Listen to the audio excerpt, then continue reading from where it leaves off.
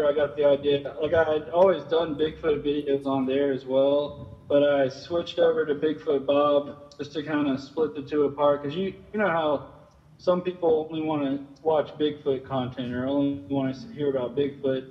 Some people only want to hear about the paranormal. So I decided to split it up into those two. Um, but yeah, I mean, I've always been into both cryptids and paranormal, and then UFOs and like pretty much all the strange mysteries of the world interest me. Ah, okay. Now, that's the big difference. When we have the event on October 26th down in Orange Beach, we've got a lot larger facility, and we're going to be able to split things up to where the Bigfoot people don't have to listen to haunted dolls if they don't want to. So, so we can kind of keep it separate like that.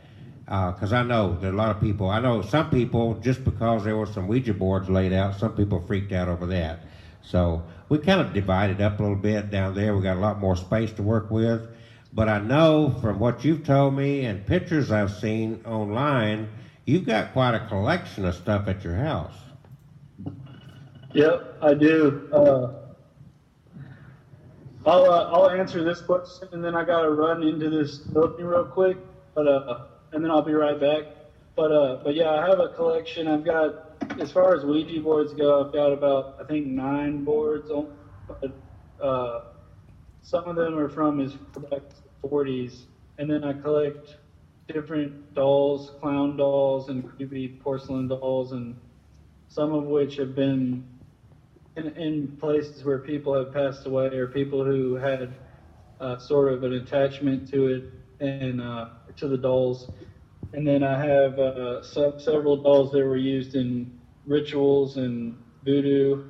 And then I have some pieces of haunted locations. Like I have a piece of the Hinsdale house, which is in New York. It's one of the houses that had a structural exorcism performed on it. I've got a piece of Madison Seminary, a piece of Thornhaven Manor, one of the thorns from outside. So just a lot of different stuff like that. And then some religious stuff too, like I collect like old crucifixes and rosaries. And I have a couple shelves. Like I have one shelf that's kind of dedicated to like angels. I have one shelf that's dedicated to fairies and fae and gnomes. And so I just keep a bunch of different stuff like that, and a bunch of different books on the subjects. And Okay.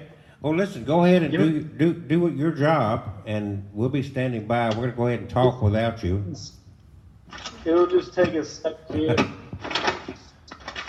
Okay. Okay, we had a little technical issue starting out here, guys, and I think we've got that corrected, so we're moving forward. Again, this is Abnormal Alabama at the Abnormal Church in Columbiana, Alabama, 1430 Highway 47 South. You're welcome to come by. We have plenty of seating and a new coffee pot that's been used 2 or 3 times. Other than that, this is Regina right here, and there's Catherine over there. Frank had to work late. Bigfoot Bob, who was going to be with us, he had to work late too, but he is streaming with us so you can hear him talk. And then Kevin Kane is the poor guy's stuck in Savannah, Georgia. So he's going to have some tall tales to tell when he comes back next Tuesday night. So you got to make sure you tune in for that. And again, we're promoting the big event, October 26th, right before Halloween. We're going to call it Halloween weekend. I think we're going to have a costume contest while we're down there. I think that'd be a good thing. I do too. And I have been told that I don't even have to change clothes or anything. I just will probably win my natural looks. So anyway, bottom line is that that is going to be a huge event. There's room for 1,000 people there. Bigfoot Bob's going to be there, along with Paul Halsey, Frank Lee, the ghost biker Miranda, who's everybody's. I don't know why people like her so much. Do you, Bob?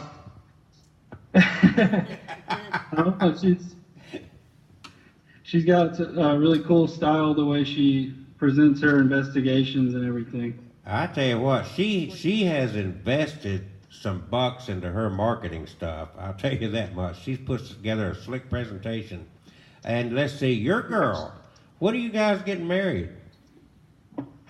In April, in between the Madhouse premiere and the Madhouse release. Okay.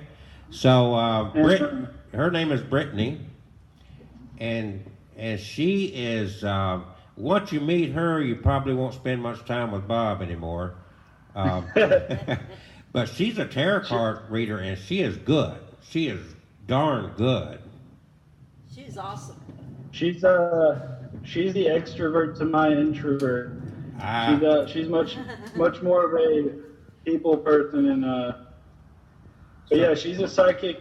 I mean, I consider her a psychic medium. So I don't know if she would call herself that, but she does tarot card readings and also picks up on like if you bring her on an investigation, she'll sometimes have really detailed visions and even sometimes channel things through herself.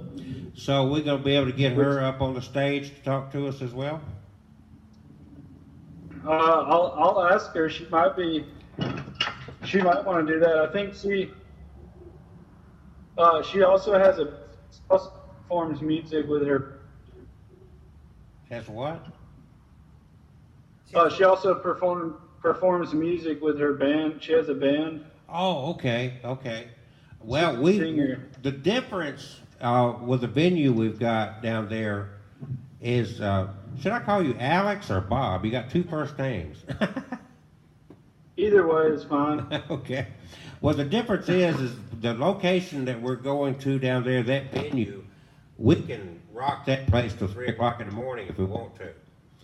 And so if we could get a band or two, I know Kayleen has a heavy metal band that may do some music for us too. Yeah, I can. I'll have to talk to Brittany that she might be interested. Okay, because we have this is a concert place. It's set up. We can have our lectures, we can have all that presentation, and then we can have as a party, after hours thing. We need a party. Yeah, I'm burned out. I need 2 or 3 parties. Is it close to the beach too? It's at our marina, so that's got to be pretty close. I'm going to drive down there That's the gonna next. be awesome. I'm gonna. I booked this thing long distance. I've seen pictures, but I'm going down there to make some video and get a better layout with it. First of all, we got to sell a bunch of tickets because nothing on the beach is cheap. So putting this together is costing me quite a bit of money. But I really feel that it's going to, who don't want to go to Orange Beach, right? Definitely. I'm gonna be promoting it too on all my. I've already been talking about it on like my podcast and my videos and stuff. So. Okay. Well, we've got a VIP room also that people are going to pay more money to be in there, and we're going to provide them with nice refreshments. And I'm going to have, when you guys have given your speeches and whatnot, you can go in there and talk privately to the VIP people for a little bit. Maybe Brittany can go in there and give away a few tarot card readings. I hope that you told her that she needs to quadruple at least her price on her tarot card readings. $5? Are you kidding me? She normally I think she normally charges around 20 for a 4-card reading, and she was doing everyone special deals that day. Oh yeah. For the event. Yeah. Well, that's fine. I mean, Also, generally, it's good to. She likes to sage in between sessions, and she wasn't able to sage, so she was pretty drained after all those readings. I remember when we got home, she had a bad headache, and I had to sage her when we got home, just because. Oh, they were lined up. Well, yeah, and she did a lot of them, and it takes some of her own energy to do this. Yeah, so we'll make sure she gets breaks from that stuff. And what do we need? As long usually it just takes a quick smudge, and she's fine. All right, well, we've got some smudge sticks. If that don't work, I also have Jägermeister. Sounds great. Okay. Well, anyway, I just wanted to throw that in. That's going to be, and I'll have more pictures and video of this place to share and exactly how we're going to lay it out and whatnot. But you said at some point in time we come out to your house and you can show us all your stuff in your collection. What was that? You said at some point we can come out to your house and view your collection. Oh, yeah, definitely. Once we have to get it. It's kind of messy right now, and Brittany literally won't let anyone come over if it's messy. So I've got to do some cleaning. It's okay. But Bob, pick your underwear up off the floor. once I get it cleaned up, though, definitely, and y'all can check out all my dolls and everything, and my Ouija boards, and we can even do a session in my room. That'd be great. That'd be real good. Yeah, we had some really good sessions in my room, and the house itself is a 16-year-old mining officer's house, and just we have some experiences there almost every day. So Wow. it's because not only is it an old building, the land, of course, was Native American land at one point in time, and then you have the mines where people passed away, and the mines behind the house, and then also everything that I bring that might have attachments to certain objects I have, or things that follow you from investigations and things like that. So there's always something going on there. So all these. Usually. Go ahead. Oh, what?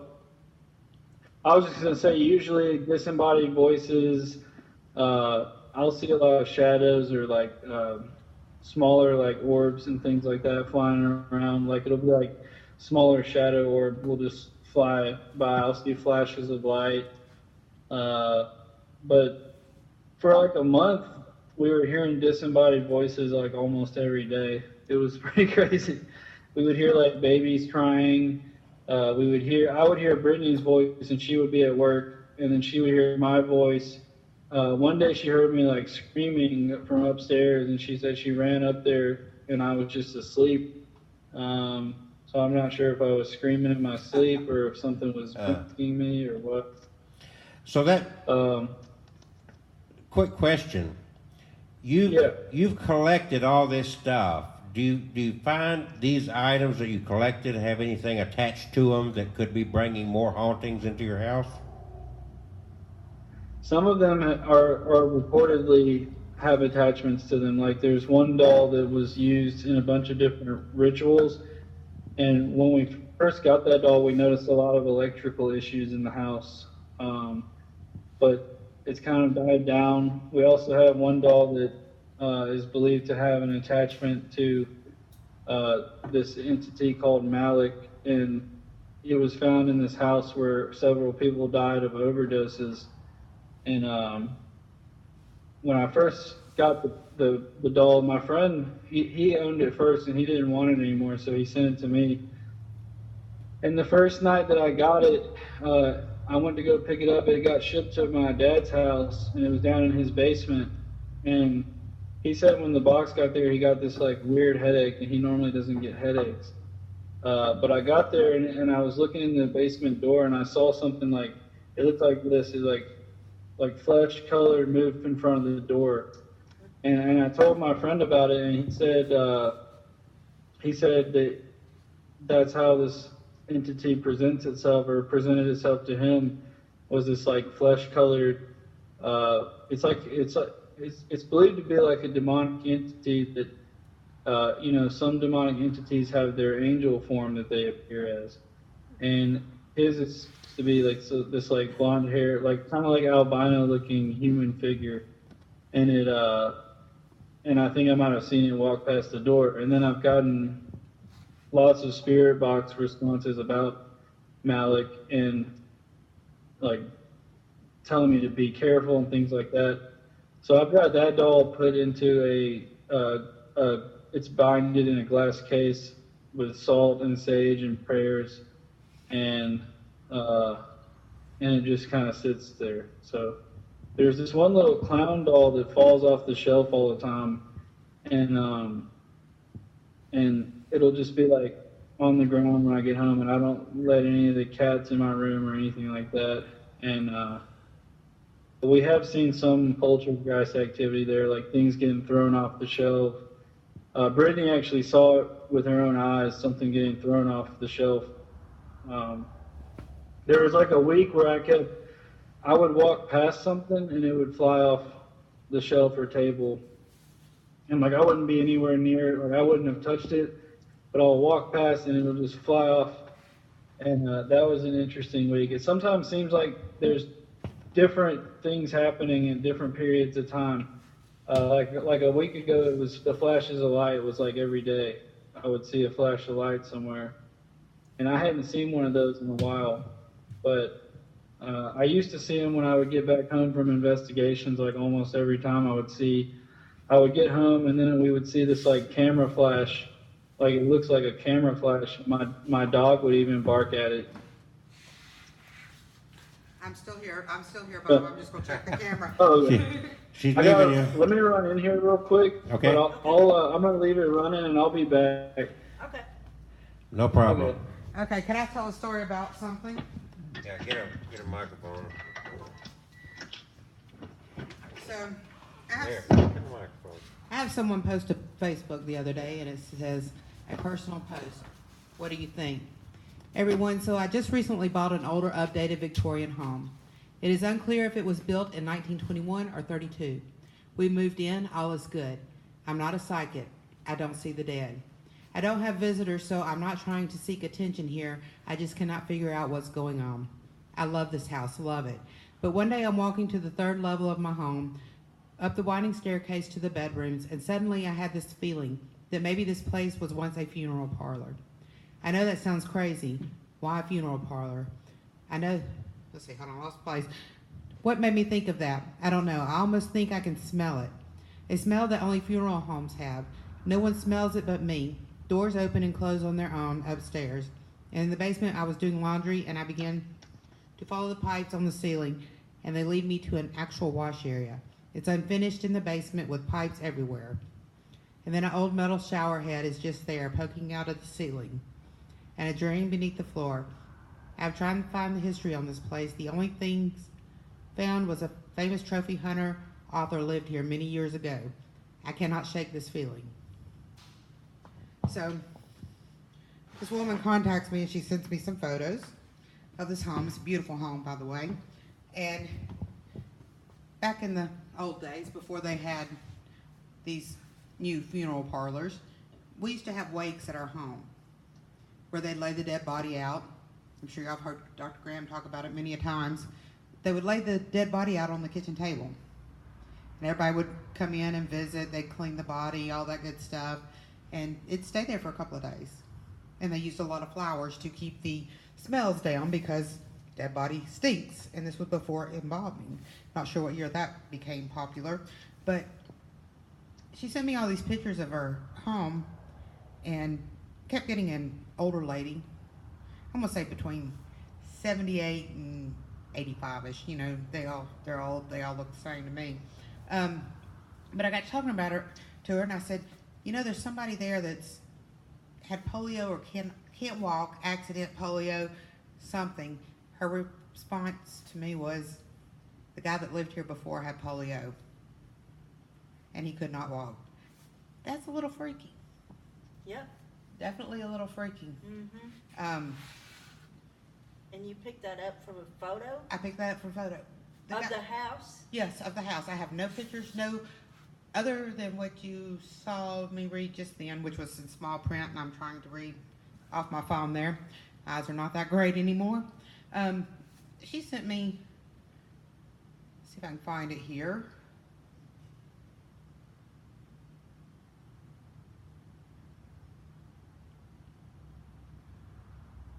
She sent me a picture of some stairs and her two dogs laying at the top of the stairs. a picture of this going down the stairs, another dog at the top of the stairs, her bedroom, the other side of her bedroom, but she keeps smelling this faint smell of flowers. You know how a funeral home, a church smells when they put out fresh flowers. Dr. Graham, do you want to come tell us about how they used to do wakes back in the old days? Well, okay, he's not back yet. How we used to do what back in the day? Wakes? Wakes, where they laid the body Oh out. well, I mean, my father was clergy. When I was a kid, I saw more funerals than I did weddings. Now I'm old and I see more weddings than I do funerals. I think that's because everybody I know's already died, so the funerals are over.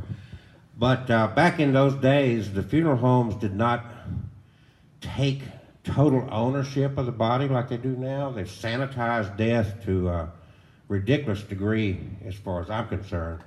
Because used to, yes, they would pick up a body and they would embalm it, they would lay it out, dress it, make it up and whatnot, but it would be delivered to your home and be laid out in the living room. And there would be like a sheer over the body when they opened up the casket because of flies. You know, back then there was, unless you were just totally filthy rich, nobody had central air, you know, and it was Alabama and, you know. Let's see when embalming became popular. Well, embalming was already taking place in the 20th century. That's not that new a thing. You got to remember that we got our embalming from Egypt. Yeah. Okay, that's where it all came from, and the whole thing was, and superstition. You still find a lot of very fundamentalist Christians that are totally opposed to cremations and whatnot. You've got to respect that body, and it's got to be buried whole. It's like, okay, what about somebody gets burned up? But the bottom line is there's superstitions around it. There's always been superstitions around death, and we go through these cycles. But the embalming actually started with the Egyptians. You know, that's why you got King Tut's body to this day, and they were very good at embalming bodies. Better than us. Well, you know, we don't dig up bodies, generally speaking, now. And a lot of interesting things about that. Of course, we got our medical science today because of grave robbers. Yeah. Okay? It was that you could not find bodies, and so the people doing medical research needed cadavers, bodies, corpses, to be able to dissect them and figure out, you know, all these components of your body. And they couldn't teach people without these bodies. They didn't have fake bodies like we got today and whatnot. But back then, literally, grave robbers, somebody would get freshly buried, and you could bet that night Yeah. somebody was out there digging that corpse up, and, you know, there's no telling how many graves, especially over in the UK area, that there's no body in. Yeah. Empty caskets. And of course, back then, it was wooden caskets. We didn't have the metal caskets, all that stuff. And it's very interesting the way we viewed this whole thing. Just totally interesting. Get that back on screen so we kind of know when if you don't mind. It's just like they do this concrete encasement in the ground. The worst thing about a decaying body is not the decaying body. The worst thing about the decaying body is the embalming fluid.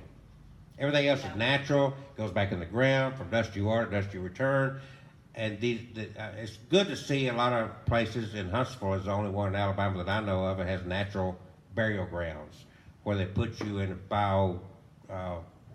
biodegradable material and plant you in the ground, and you can eventually become a tree or grass or whatever. But the funeral homes is the ones that did this in Alabama until just 3 or 4 years ago. I think I hear a Bigfoot. Ooh, wow! I hear a Bigfoot. You're noisy, Alex. While we were waiting on you, we were talking about the history of. I'm very loud and chaotic sometimes. You're not going to sneak up on a Bigfoot that way. Yeah, I don't even try anymore because I'm like, they know I'm out here already.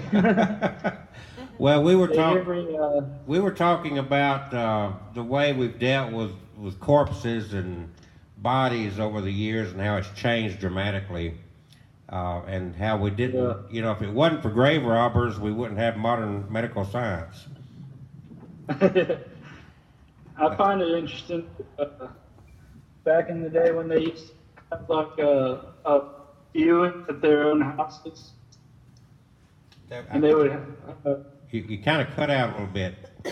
I was saying like they have a viewing at their own house, like they would have, like let's say their child died, they would have their viewing like in their living room. Oh yeah, we were just talking about that. My dad was clergy; he was a pastor, and I grew up going to funerals at people's homes. The funeral home would embalm them, put them in a casket, put clothes on them, and take them to the residence. And they would they would lay them out in the living room, and there would be a sheer cloth over it, over the corpse, because back then only the very wealthy had central air. Let me ask you a question about what. And the bugs. Did the funeral homes open up and start becoming popular? Because before that, we just had home viewings. Yeah, well, they had home viewings, but the funeral industry's been around for a while. I mean, going back to before this country was founded, there was always an undertaker that took care of the bodies. The difference is that over time, it became an industry more so than what it used to be. Used to, the family, and still in some cultures, somebody dies, the family washes the body, cleans the body, dresses the body, you know, like a midwifery for the deceased, more or less. And if nowadays you can do that, and a lot of people don't understand the laws concerning the deceased and what you can do, but you have more rights, you know, than what you realize. But the funeral industry does not want you to know those rights, because they make a dime off of every inch of the way from, you know, when the people that come and pick up your body, that's called remains removal, and they charge a fee for remains removal.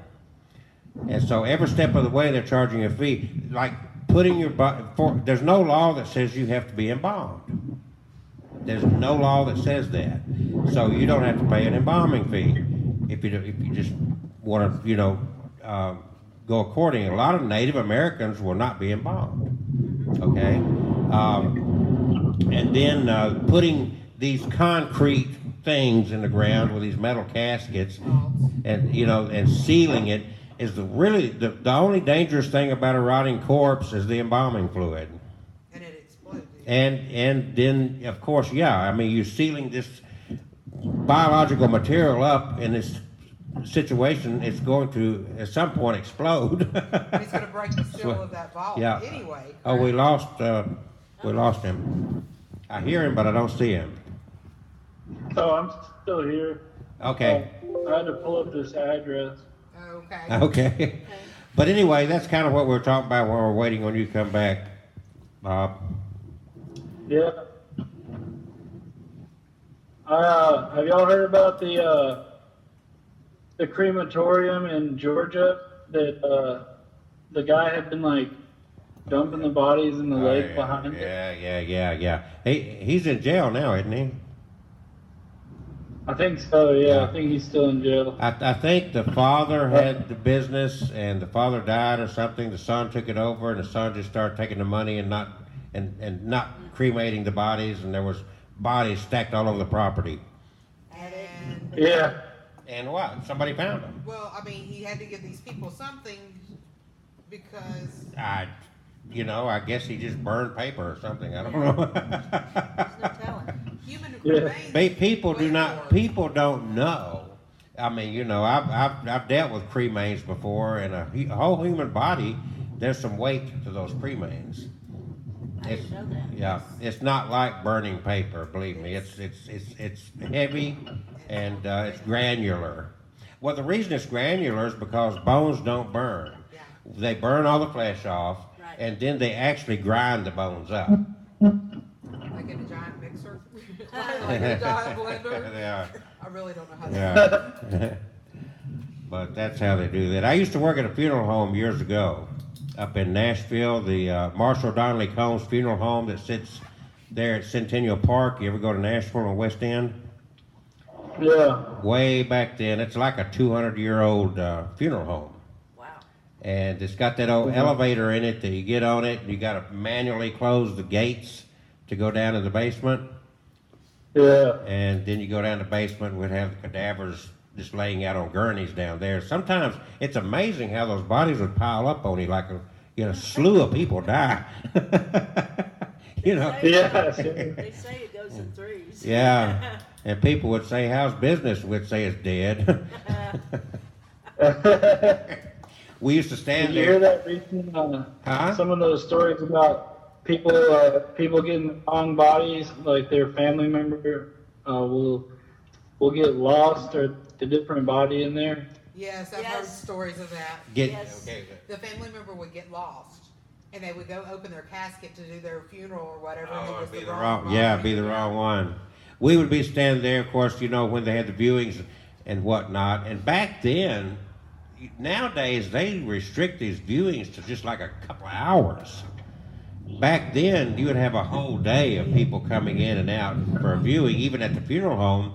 And we would be there in our dark suits, you know, standing there, and inevitably somebody's going to walk up to that casket and say, "Oh, doesn't he look natural?" And we'd be goosing each other and say, "Yeah, he's always looked dead." Well, here's the thing. When I was a kid, we would always have it the night before the funeral, and I guess because of money, now they have most of the time have them the day of, an hour before, 2 Yeah. hours Oh, you before. talking about the viewing? The viewing, viewing. yes. Well, there's a difference between African American black people's scenario with funerals and the white customs. We get rid of it 2 or 3 days, we're bam, gone. Blacks carry it on for a long time. 7 to Yeah, they can go on and on with it. 10 days. But it's interesting the way we've dealt with remains and whatnot. A lot of superstitions around it and whatnot. So, Bob, did we lose you? He's there. He's there. Yeah, I'm here. Okay. So when's the last time you went Bigfoot hunting? It's been a little while for me this time. Trying to think, because it's been raining a lot, and My last soda. I've been dealing with some health issues with my sleep, so I haven't been out in a little while. It's probably been a couple weeks. I was supposed to go out this last weekend, but then we had the weather issues. And don't get me wrong, like I'll go hiking in the rain, but I can't film in the rain. My camera is not waterproof, so. You need to get you a GoPro. Yeah, I've got the GoPro, but then you lose audio quality, and I want like the best. I want a good viewing experience for whoever's watching, so I try to do the best I can with that.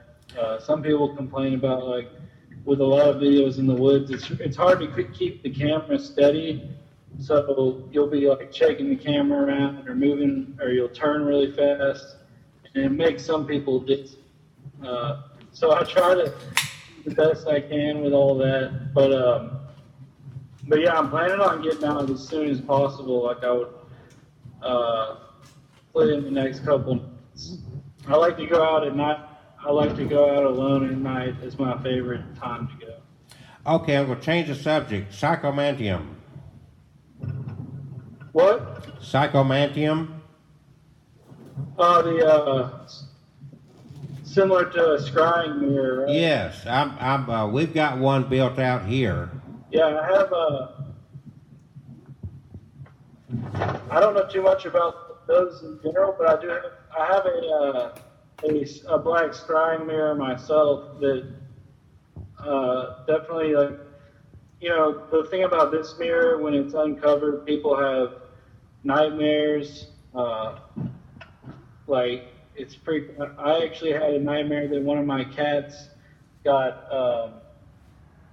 mutilated one of the nights that I left it uncovered. So I try to keep it covered. When I don't keep my mirror covered and I look in it, I get nightmares too. I learned a trick. I learned a trick a long time ago on my birthday. Every year on my birthday, I buy a lower wattage light bulb for my vanity. Works wonders. Have y'all experimented with any of the Bloody Mary or Candyman games with the mirrors? No, Regina's done the, we put her in the psychomantium a couple of times. She saw something one time. You've got to go through and prepare yourself to have the experience. And most people, it's like you want to connect with somebody that you know, your grandmother or, somebody you were close to. We've got a portable one here that Catherine, he can't see it there. She's going to put it in front of the camera so you can see it. But we've got a very portable one, like if you're on the road and you're going to motels or whatever. Can you see that? Yeah. Yeah. And it comes with. And it the candle holder, so you put candles behind you when you're sitting in front of it. Yep. Yeah. The big one is behind me here. We built it out in a big trailer. Nice. We're going to take it down to the festival with us in October. But it's. Oh, that's awesome. Yeah, you can't see it because it's outside where we're sitting. But Dr. Raymond Moody, and he's the one that reinvented the psychomantium, and he's also the one that coined the term NDE, near-death experience. You familiar with him? Yeah, definitely. Anyway, go ahead. I've had some similar experiences to that when I was younger, and out of body experiences. Wait, what? Well, there's so many. Wait, what'd you say? There's so many different ways. I'm sorry. Go ahead. What did you say? No, you go ahead. He said, "Go ahead." Oh, there's so many different ways you can go, and anything paranormal or whatever. Have you investigated any into the Black Knight satellite? I haven't investigated into that, but I have seen some of the videos. I want to do more UFO and like extraterrestrial investigations. We've done some experimenting with the high-powered laser pointers and the CE5 meditation and sigil, but I don't know too much about the Black Knight satellite. It's pretty cool stuff, though, from what I've seen. Yeah, it's been around for a long time. There's a lot of pictures, a lot of video of it, even from the space station and whatnot. Yeah. And you talk about UFOs, and I'm not going to give I had a very profound UFO Men in Black experience a dozen years ago up in Odenville. And I'll tell you that later. I've told it so many times, people are sick of hearing it. Yeah. But there is a group, there is an element of Bigfoot people that tie in Bigfoot with UFOs. Yep. Definitely. What do you think about There's- that? I'm going to answer this one, and I'm gonna run this in real quick. But from what I've seen, specifically, I'll give an example in like Tuscaloosa County. If you look online, you can actually find some sightings of Bigfoot and sightings of UFOs around the same general areas. And then I myself have had some experiences with like strange lights in the woods and things like that while I've been investigating Bigfoot. There's also stories like, I think in one of John Keel's books, I forget the name of it, he mentions a story though where someone actually saw a Bigfoot type creature with two smaller figures getting onto a UFO. So there definitely could be a connection. You also have the stories about the Dogman extraterrestrial canine warriors that like supposedly army people have talked about having to do battle with and stuff. I've actually had a dream about these Dogman aliens. So, it definitely could be possible. I leave it all up. I'm very open-minded, so like, I will take in all the theories. I'm not gonna say, oh, Bigfoot's doesn't ride in UFOs, because I don't know. I can't say for sure what all Bigfoot does.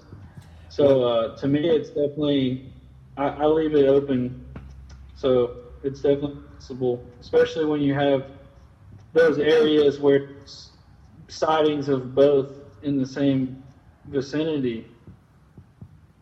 Yeah. So Well, another speaker we're going to have down at Orange Beach. Do you know Keith Bearden?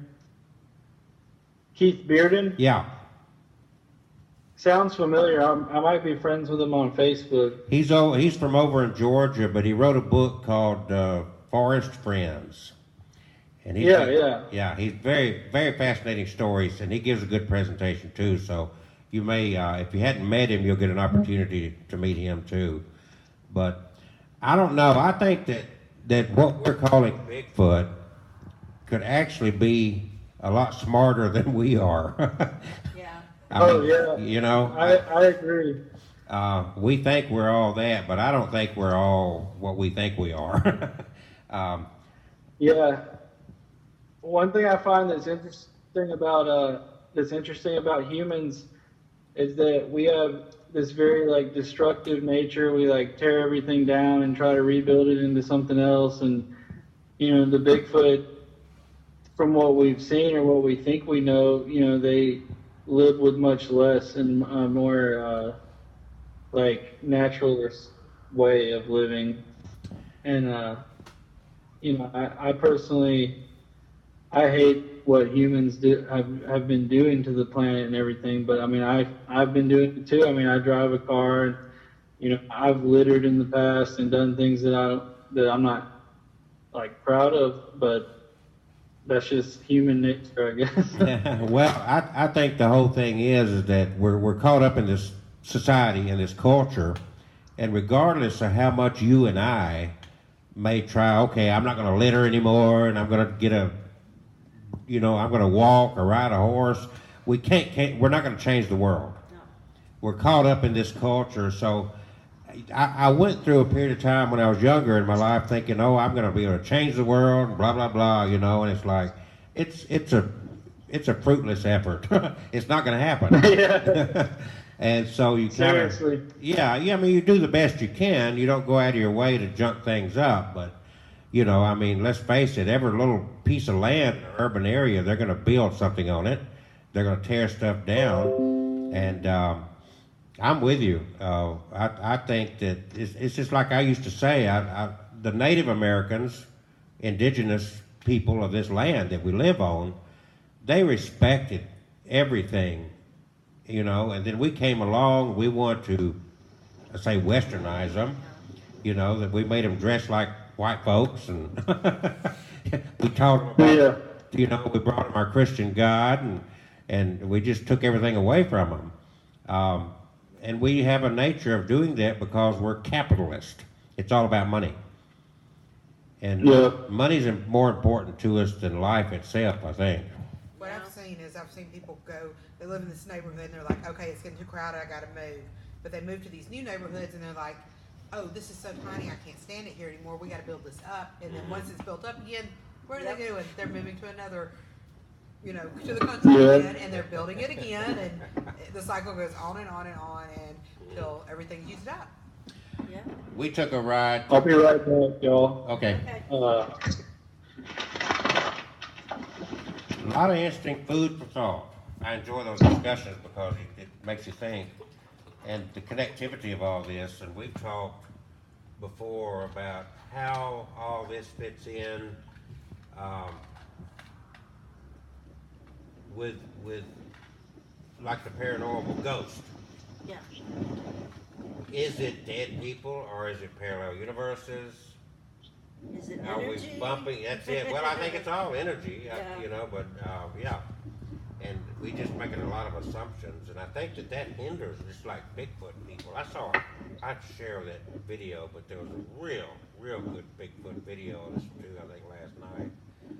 And just on point in so many ways, but the way we look at things, instead of advancing, we're just taking, and I don't think we're growing in the way we view these things at all. I think we're just kind of stuck. You watch these reality TV shows and ghost hunters, it's like, oh, that was then so-and-so, and it's like, you don't know it was then so-and-so, Yeah. you know? Yeah. No, it's just like I was telling that story earlier. The lady said that the guy that lived there just before her had polio.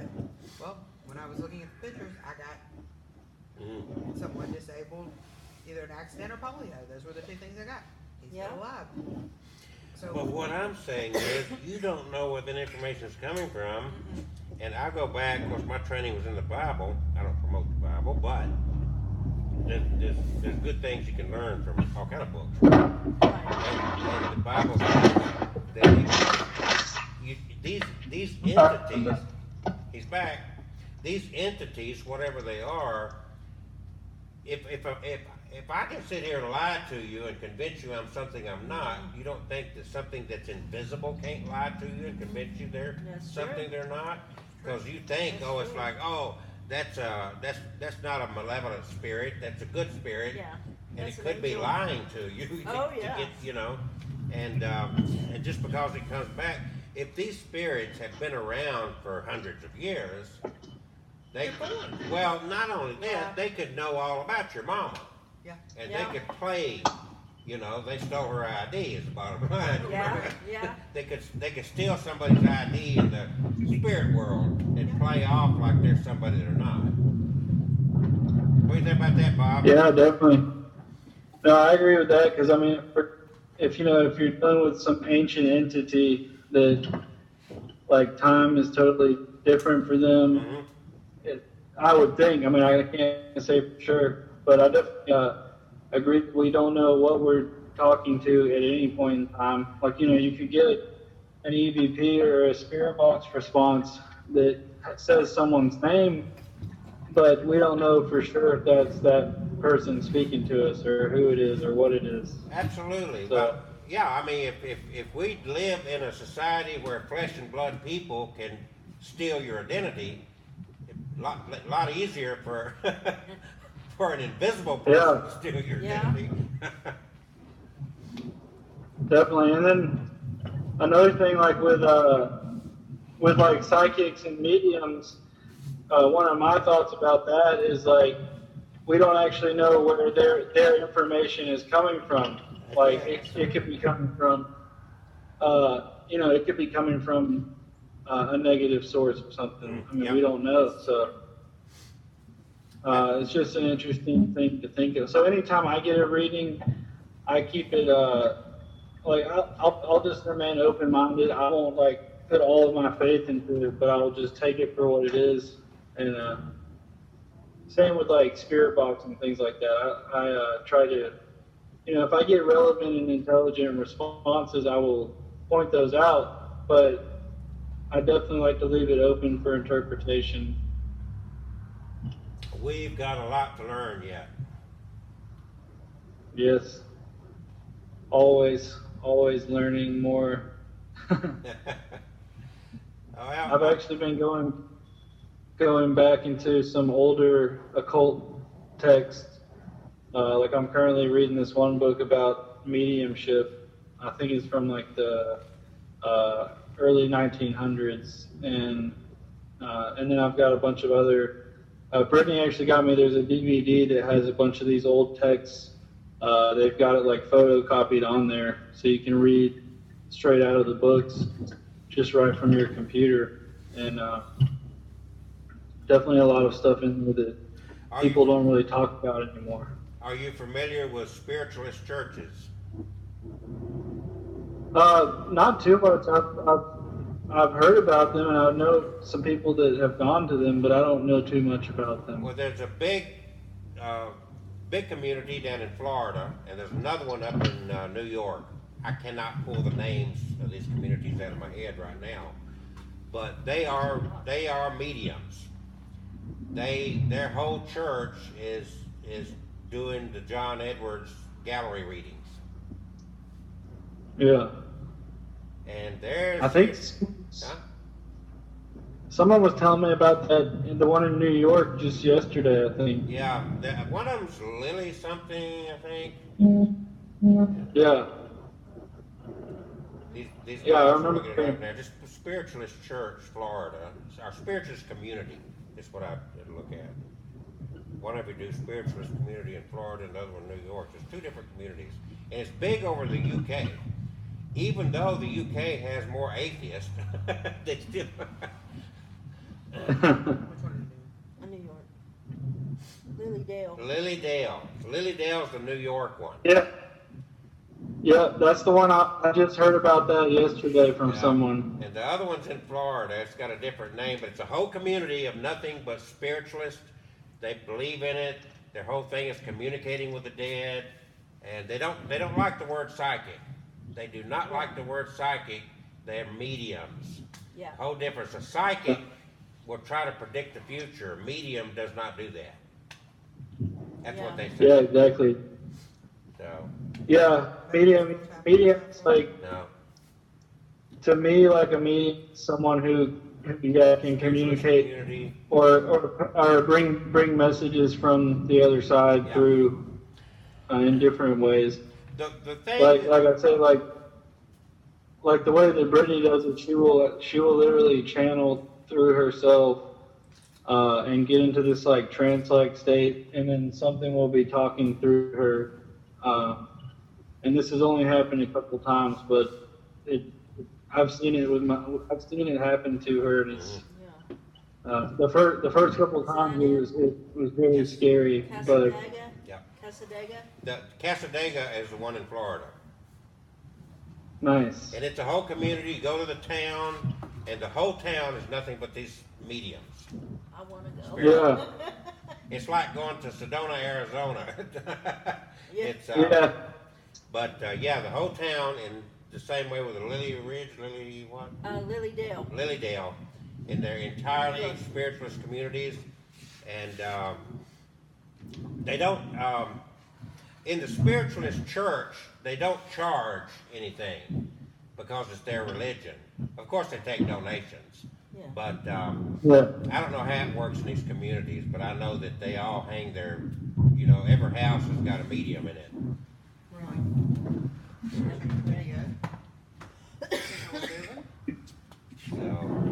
Yeah, that's cool. They keep you running. Yeah, I like. It's always cool to have a medium on an investigation to see if you get any like strange validations through them and things that they say or feel or hear, and sometimes some really cool stuff happens. Yeah. I really like Kim Johnston, her whole story with the whole voodoo preacher investigation. Like that one is something out of the movies. Like the way it all kind of came together, and when she found out about like the brother and everything, was getting evidence to validate this stuff. And she works with a couple of mediums. So have you got a lot of experience using the Ouija board? Yeah, I mean, I've been on and off using them since I was a little kid. Like my one aunt would play with me, and then I took a break for a while till I was a teenager, and then started messing around with them. Then around then was when some negative things would happen after I would use them. So then I took a pretty long break. But then recently, over the last couple of years, I've played a lot more and had some very interesting sessions. Yeah. Well, do you think you're going to ever? I mean, this has worked out pretty good. Doing this with you as you work. Yeah. Yeah, but I hope you get to come down here with us one night. No, I would love to. And yeah, if anyone wants to play Ouija board, I would definitely be. I'm always down to do it. I know a lot of people do. A lot of people are just afraid of it. Yeah, we got a stack of them here. So, Kevin Kane of the Haunted Dolls, you know him, right? Yeah. He's in Savannah, Georgia this week. Oh yeah, I saw some pictures. Yeah. So he's going to be back with us with his stories next week. and he's scared of the Ouija board, but he'll do a EVP spirit box with us. And I can bring. I've got a really cool ITC device called the Gateway that my friend Eric designed, and you might have seen it in some of my videos, but it basically cleans up the spirit box sound and produces a much cleaner, like almost just voices coming through. Okay. And it's like once you use that thing, it's hard to go back to any other spirit box because of how clean it sounds. You gonna bring that with you when you come? Oh yeah, I could bring that and we can do a session, and then I would be down to do a Ouija as well. One thing I found, and this is just like a theory, but I find that when I do a Ouija board, if I'm playing with someone, it'll be like differences in our personalities. Like when me and Eric play together, he's like super high energy and super extroverted, and I'm a little more low energy and introverted. And when we play together, we get amazing results. Wow. And then I've played with other introverts and we didn't get anything. So a mixture of personalities. There's something about the two people playing together that, because you know you hear about I can't remember there's a certain type of effect people talk about where your mind will automatically move the planchette. Oh yeah. I know that can happen sometimes, but when you actually feel it moving and you feel some of the things that happen to your body, like I'll get this weird anxiety feeling, my hands will start being ice cold, different things like that will happen. Some of my friends who have seen things actually on the board, like they saw these little black dots that came out of the board and were like moving around on the board. One of my friends saw my other friend's face change into being like very old. So when you have stuff like that happening and then it's moving as well and actually answering questions, sometimes you get like gibberish and you don't, it's not making any sense. Other times it's like something's messing with you. Like one night we kept getting something that would spell out maybe every time we ask a question, it would say maybe, maybe, maybe. And we were like, you call you Mapes? And it was like, yes. And he kept saying, we asked it, what do you think about the human race? And it said, ha ha ha. And then yeah, that's about what I think about it. Yeah, and that was up at the TNT area where the Mothman sightings occurred, in that whole area around Point Pleasant, West Virginia. Yeah. We were doing a session in one of the bunkers, and that's when we got the maybe thing coming through. And that was the only time I had ever seen that. We have gotten the Zozo. We've gotten different Zozos too. Like it would be, one of them would be moving very fast. One of them would move slower. One of them would do circles a lot. One of them would do the infinity sign. One of them would count down on the numbers. So when you have stuff like that happen, and sometimes you can feel how fast the planchette's moving, and you can see both of the people's are barely touching it. I definitely think there's something to it, and there's a reason that people have been using them for, well over 100 years. We just had someone ask to join Abnormal Alabama. Yay. We're growing and growing. I hope when you can come down here that you can bring Brittany with you. Yeah. Yeah, I hope that we can both be off on a Tuesday night and get down there, or maybe some other night we can plan to come down. I think it's about an hour drive for us. Do you guys have a particular night that's better for you guys? Usually our schedules are kind of crazy sometimes. It's hard to say for both of us because she'll be doing babysitting jobs on the weeknights sometimes, and then my schedule at work can can change constantly because of people quitting and whatnot. Because we go through a lot of people. So You got a high for turnover, yeah. some, Well, and I've been here for a long time, so I try to help out when I can. But if you see an opportunity, we can do this any night, pretty much, you know. yeah, Our busiest times, because we do a lot of weddings, a lot of times Friday and Saturday nights can be rough. But other than that, we're usually pretty open. And we're set up here to where we can play the Ouija board, we can do some spirit boxes, whatever you guys want to do, and you know, have fun with it, learn something, whatever.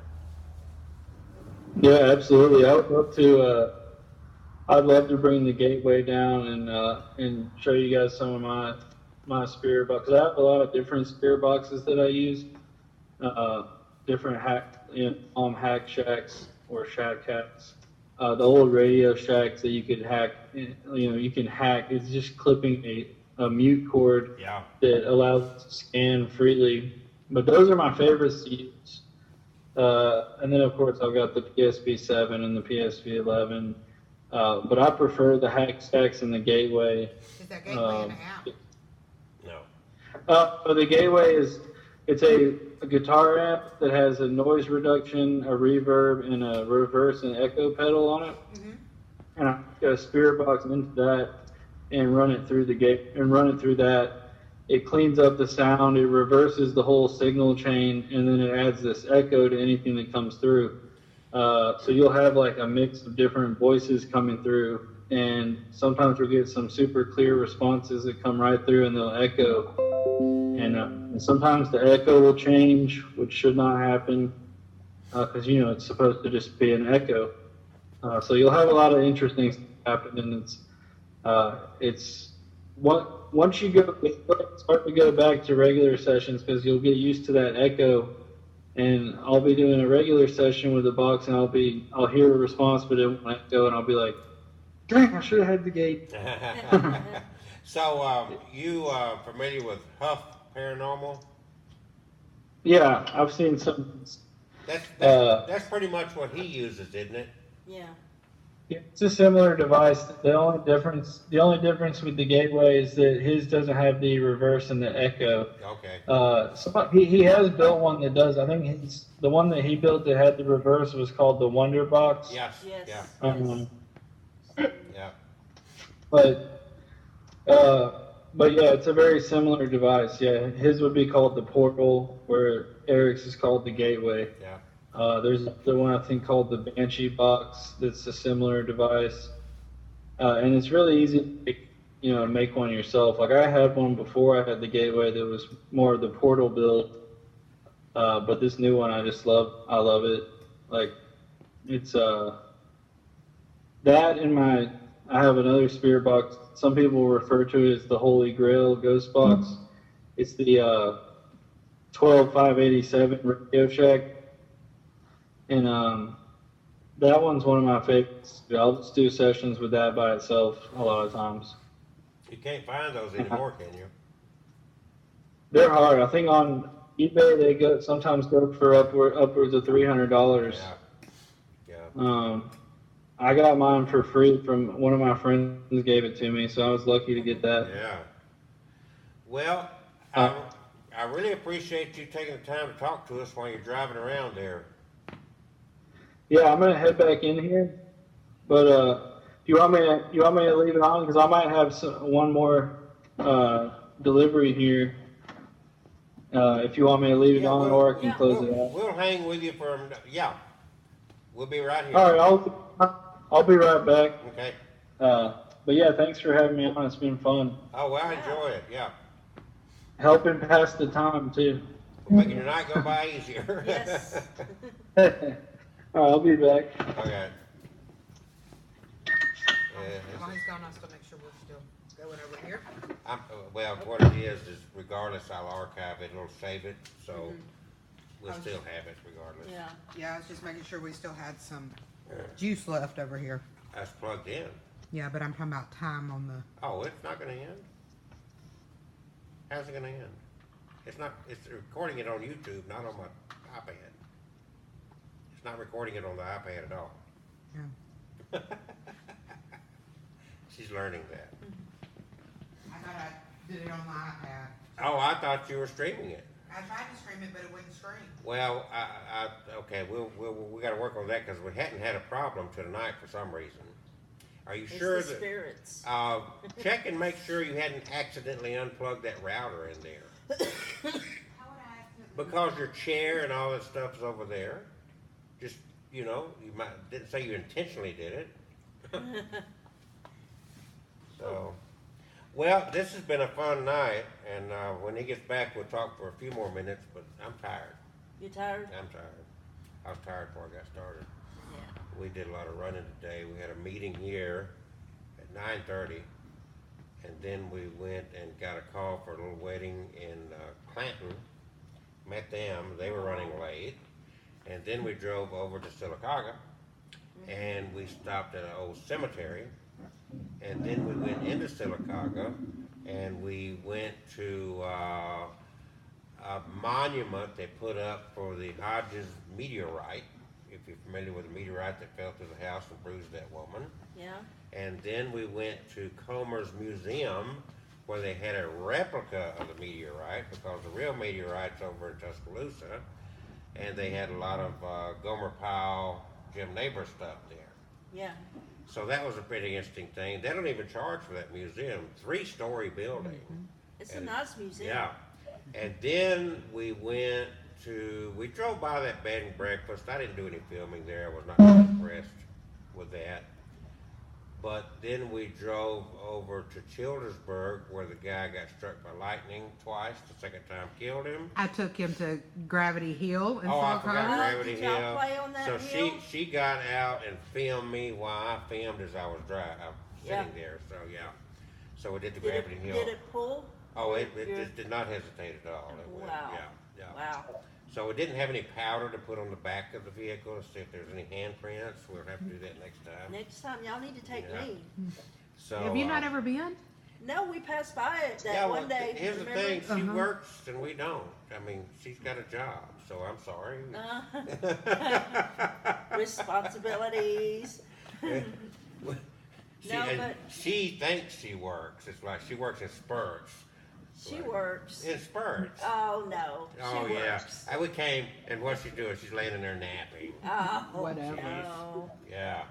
No, I've seen her work. Yeah, but yeah, when she works good. You're going to get slapped. I wish y'all could see my face.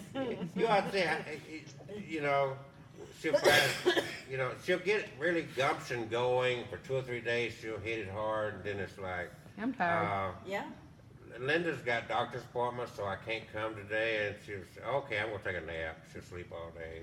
Whatever. Oh. Whatever. I know I have she won't. spent. And then the next thing I find out is like, she didn't even tell me that Renee came over and spent Saturday with her. She spent 30 minutes.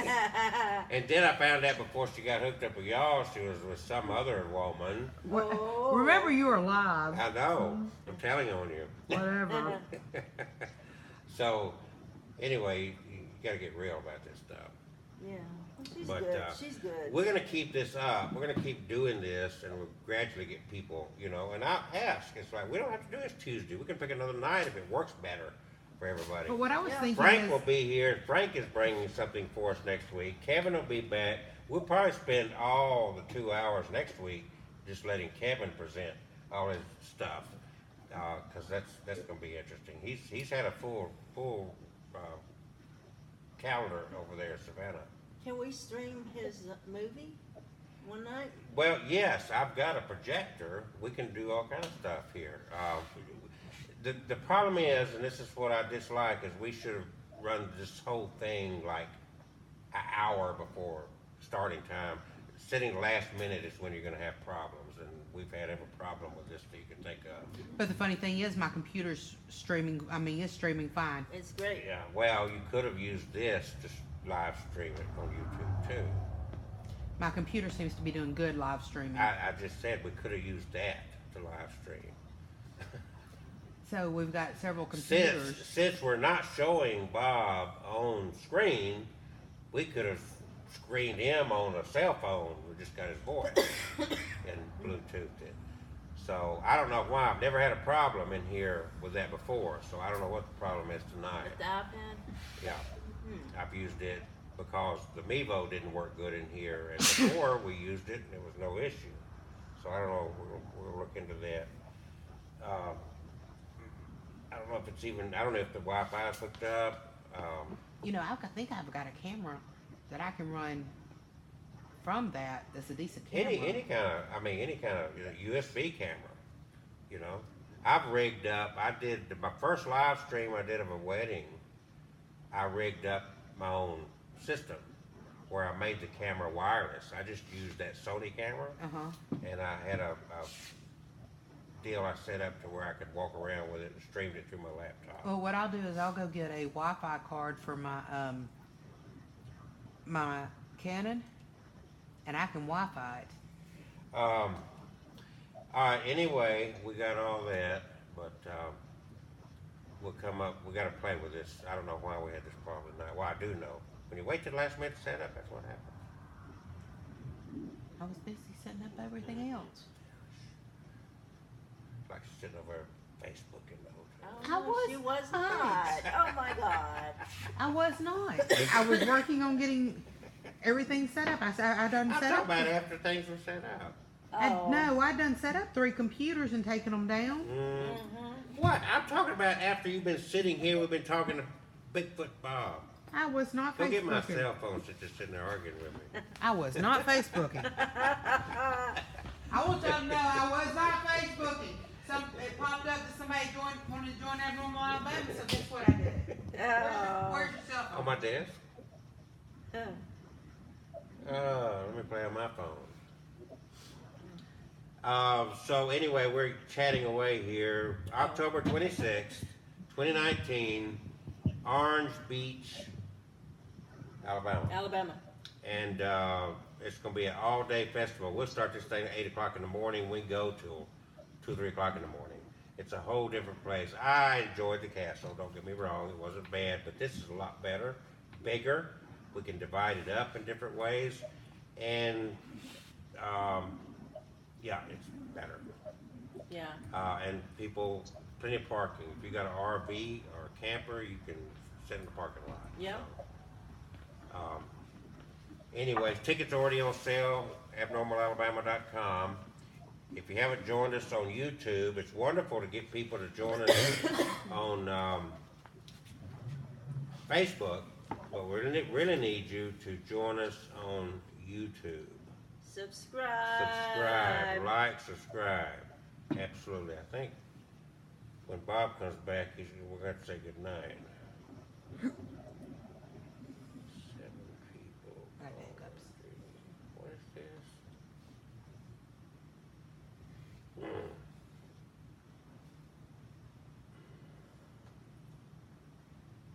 Mississippi.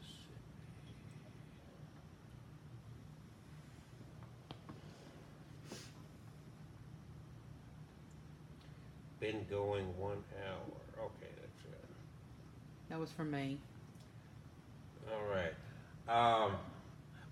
Might as well go ahead and stop streaming it now, whatever you're doing over there.